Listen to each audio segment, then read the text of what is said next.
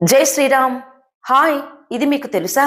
మన రక్తం పంచుకొని పుట్టిన పిల్లలే మన కష్టంలో ముఖం చాటేస్తే, ఎక్కడో పుట్టి మనతో ఏ బంధం లేని ఒక పరాయి వ్యక్తి మన కోసం ప్రాణమిస్తే ఆ తండ్రి పడే వేదన ఎలా ఉంటుంది?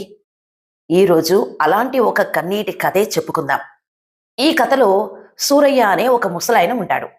ఊళ్ళో 5 ఎకరాల పొలం, పెంకుటిల్లు తప్ప అతనికంటూ ఏమీ లేవు. ఇద్దరు కొడుకులు, చంటి బంటి. చదివించి ప్రయోజకుల్ని చేస్తే పెళ్లిళ్ళయ్యాక పట్నం వెళ్ళిపోయి తండ్రిని పట్టించుకోవడమే మానేశారు. కాని ఆ ఇంట్లోనే ఉంటూ సూరయ్యను కంటికి రెప్పలా చూసుకునేది బాలు అనే ఒక అనాథ కుర్రాడు. ఒకరోజు రాత్రి సూరయ్యకు తీవ్రమైన గుండె నొప్పి వచ్చింది.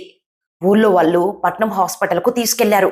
బాలు కంగారు పడుతూ కొడుకులకు ఫోన్ చేశాడు. కొడుకులు హాస్పిటల్కి వచ్చారు, కానీ వాళ్ళ దృష్టి అంతా నాన్న ఆరోగ్యం మీద లేదు. డాక్టర్ చేతికిచ్చిన ఆసుపత్రి బిల్లు మీద ఉంది. అసలు నాన్నకి ఈ వయసులో ఈ ఆసుపత్రి గోలంతా అవసరమా? ఉన్న పొలం అమ్మేస్తే పట్నంలో ఫ్లాట్ కొందామనుకుంటే ఈ బిల్లులకే సగం అయిపోయేలా ఉందే అని కొడుకులిద్దరూ డాక్టర్ కంటపడకుండా మెల్లగా జారుకున్నారు. వాళ్ళ మాటలు విన్న బాలు గుండె ముక్కలైంది. సూర్యను బ్రతికించుకోటానికి తన మెడలో ఉన్న చిన్న బంగారు గొలుసు అమ్మేసి హాస్పిటల్ బిల్లు కట్టేశాడు. కొన్ని రోజులకి సూరయ్య ఇంటికి వచ్చాడు. ఆ మరుసటి రోజే కొడుకులిద్దరూ ఊరి పెద్దల ముందే రచ్చబండ దగ్గర పంచాయితీ పెట్టారు. నాన్న, ఉన్న పొలం నా పేరా, తమ్ముడి పేరా రాసే, మేము పట్నం వెళ్ళిపోతాం అని నిలదీశారు. అప్పుడు సూరయ్య కంటనీరు పెట్టుకుంటూ లేచాడు.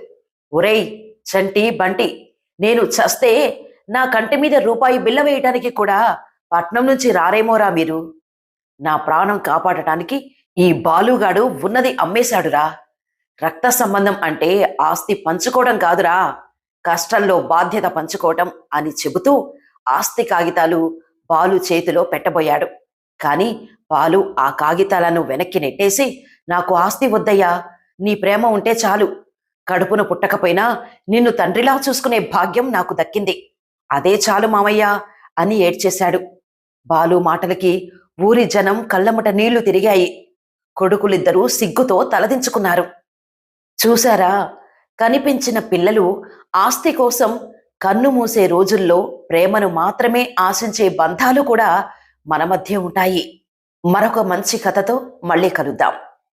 అవసరమైన చోట మీ మాటతో ఆత్మస్థైర్యాన్ని నింపండి.